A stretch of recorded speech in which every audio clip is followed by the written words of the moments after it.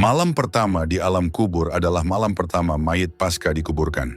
Dalam Islam, malam ini memiliki kekhususan tersendiri dan terdapat sejumlah riwayat yang membicarakan peristiwa-peristiwa yang terjadi pada malam ini. Malam pertama di alam kubur adalah malam penting bagi seseorang yang telah meninggal dunia dan memiliki sejumlah tahapan. Yang pertama, malaikat yang bernama Ruman akan memasuki kubur untuk membuat buku catatan amal, yang setelah itu dua malaikat lainnya datang yaitu Mungkar dan Nakir yang akan menanyakan akidah dan amalan yang bersangkutan. Sebagian amal seperti salat Lailatul Dafn dapat membantu si mayit untuk mendapatkan kemudahan dalam melalui tahapan-tahapan malam pertama di alam kubur. Malam pertama di alam kubur bagi seorang mukmin sangat indah dan dilewati dengan penuh ketenangan. Namun bagi orang kafir dan pelaku maksiat akan melewati malam ini dengan penuh kengerian dan kesulitan. Sejumlah ahli hadis dan ahli kalam menyatakan tanya jawab di alam kubur dilakukan dengan tubuh sebagaimana tubuh di dunia. Namun filosof berpendapat bahwa hanya berkaitan dengan tubuh barzakhi. Para filosof muslim memiliki pendapat yang berbeda dengan yang pada umumnya dipahami. Mereka berpendapat malam pertama di alam kubur adalah awal dari kematian dan masuknya ruh ke alam barzakh.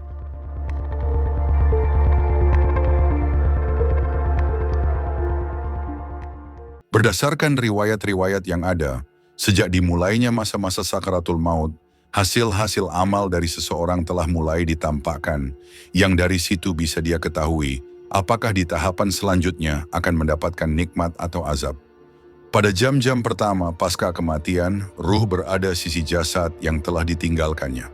Ruh akan terus mengikuti jasadnya termasuk ketika dimandikan.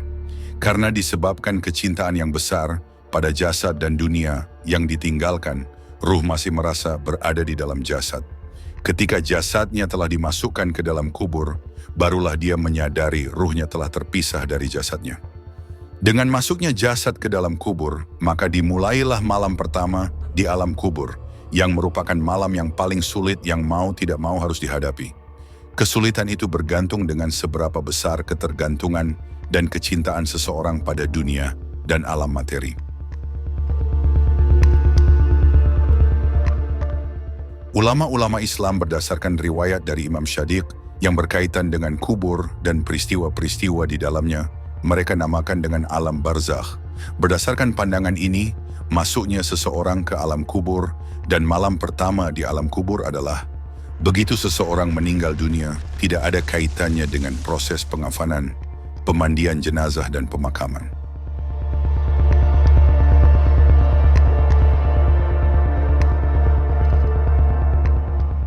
Dalam proses pemakaman disunnahkan jenazah 2 kali, diletakkan di sisi kuburan, dan tidak tergesa-gesa dimasukkan ke dalam lubang kubur. Sebab masuknya jenazah ke lubang kubur memiliki efek dan pengaruh besar pada ruh. Dengan membiarkan jenazah berada di sisi kubur, beberapa menit akan membantu ruh yang masih bersama jasad untuk memiliki persiapan dan ketenangan untuk merasakan alam baru yang akan dihadapinya.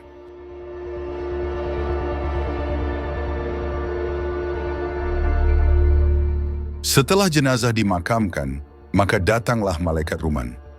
Imam Sajjad dalam doa ketiga Syahifah Sajadiyah menyampaikan salam pada malaikat ini.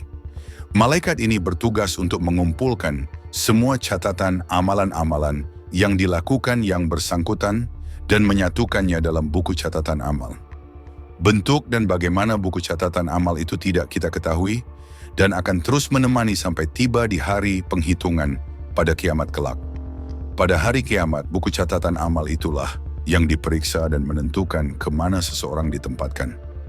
Berdasarkan catatan amal, malaikat inilah yang kemudian menyerahkan si mayit untuk berhadapan dengan malaikat selanjutnya.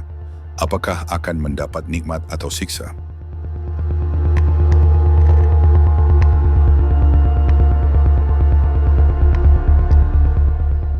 Pertanyaan yang diajukan malaikat Mungkar dan Nakir adalah tahapan yang paling penting yang harus dihadapi pada malam pertama di alam kubur. Bersamaan dengan datangnya malaikat Ruman, Malaikat Mungkar dan Nakir juga mendatangi si mayit dan berada di sebelah kanan dan kirinya dan memulai mengajukan pertanyaan. Jika mayit yang ditemui itu tergolong orang kafir atau pendosa, maka kedua malaikat itu datang dengan wajah yang penuh marah dan tidak bersahabat. Setiap pertanyaan yang tidak dijawab, maka yang bersangkutan akan mendapat siksa dan kuburan penuh dengan api. Namun jika yang ditemui termasuk golongan orang yang beriman, maka wajah kedua malaikat itu berseri-seri dan penuh keramahan. Setiap pertanyaan yang dijawab dengan baik, maka kedua malaikat itu menceritakan mengenai surga.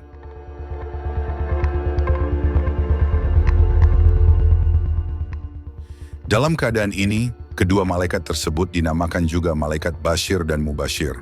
Si mukmin akan tinggal di alam kubur yang indah dan penuh dengan kenikmatan. Pertanyaan yang diajukan oleh kedua malaikat itu berkaitan dengan akidah dan iman si mayit. Riwayat-riwayat yang ada menyebutkan pertanyaan tersebut adalah, apa yang bersangkutan beriman kepada Allah Subhanahu wa Ta'ala dan Rasul-Nya, dan siapakah yang menjadi imam dan pemimpinnya. Pada riwayat lain disebutkan pertanyaan yang lebih banyak. Pada sebagian riwayat disebutkan pertanyaan yang diajukan pada malam pertama di alam kubur bersifat umum dan untuk semua umat manusia. Sebagian ulama mengeluarkan dua kelompok dari keumuman itu, yaitu kelompok Anbiya dan para imam, serta mereka yang tidak memenuhi persyaratan untuk ditanya seperti anak-anak yang belum balik dan orang gila. Allamah Majlisi dengan bersandar pada ketiadaan riwayat yang tegas membahas ini berpendapat, langkah yang terbaik adalah tidak berpendapat dalam masalah ini.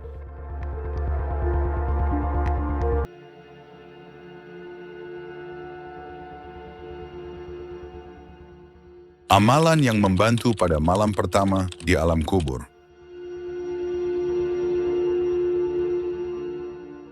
Kepada keluarga atau orang-orang terdekat dipesankan setelah mayit dimakamkan, jangan segera meninggalkannya, melainkan duduk di sisi makam sembari mengucapkan talqin, yang dengan itu dapat membantu si mayit menjawab pertanyaan Mungkar dan Nakir.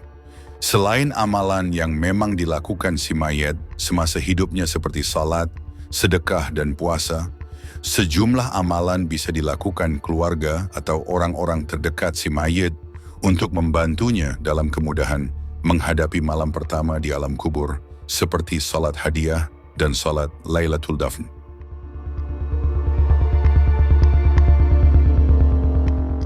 Bagaimana dengan mereka yang tidak dikubur?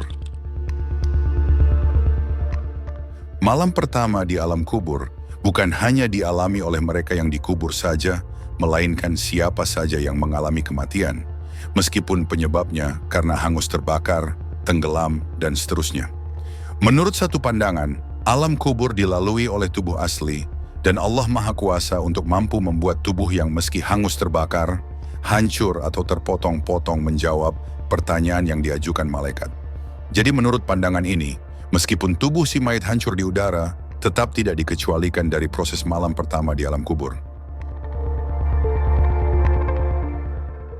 Syekh Kulaini meriwayatkan, Yunus bin Ammar bertanya kepada Imam Syadiq mengenai seseorang yang mati dalam keadaan tergantung. Apakah juga akan mengalami azab kubur? Imam Syadiq menjawab, iya, Allah Azza wa Jalla akan memerintahkan kepada udara untuk menekan tubuhnya. Menurut pandangan filsafat, jika alam kubur diartikan alam barzakh, maka peristiwa yang akan dihadapi di dalamnya tidak meniscayakan si mayit harus dikubur terlebih dahulu.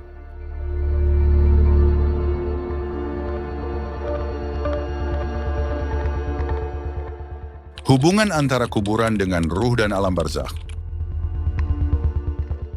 Antara kubur barzakhi dengan kubur material yang berupa tanah memiliki kaitan erat, yaitu ruh di alam barzakh dengan tubuh si mayit di dalam kubur masih saling berkaitan satu sama lain. Hubungan ruh dengan jasad ketika terjadi kematian tidak semerta-merta terputus secara keseluruhan, namun masih memilih hubungan meskipun dalam skala yang terbatas. Dengan hubungan tersebut antara kuburan dengan alam barzakh memiliki keterikatan. Oleh karena itu, dalam proses penyelenggaraan jenazah, penghormatan tetap harus dilakukan pada jenazah, baik pada saat mengkafani, menyalati maupun saat menguburkannya. Bahkan dengan adanya perintah menghormati kuburan, menunjukkan bahwa kuburan tersebut tidak hanya bersifat materi, yaitu hanya tumpukan tanah, melainkan mengandung hal-hal yang bersifat ruhiyah. Perintah untuk berdoa, meminta rahmat dan ampunan di sisi kuburan dalam syariat Islam menunjukkan hal tersebut.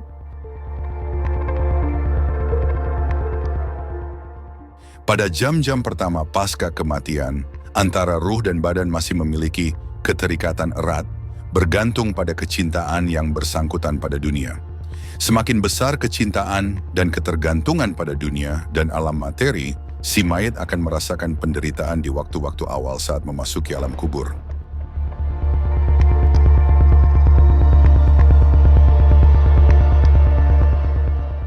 Peristiwa lainnya yang terjadi di alam kubur adalah menyempitnya kuburan. Dalam riwayat peristiwa tersebut dinamakan Zaqtatul Qubur. Abu Bashir al-Asadi bertanya kepada Imam Syadiq, apakah semua orang akan mengalami peristiwa menyempitnya kuburan? Imam Syadiq al-Alas menjawab, berlindunglah kepada Allah atas tekanan kuburan, sebab mereka yang selamat dari peristiwa ini hanya sedikit.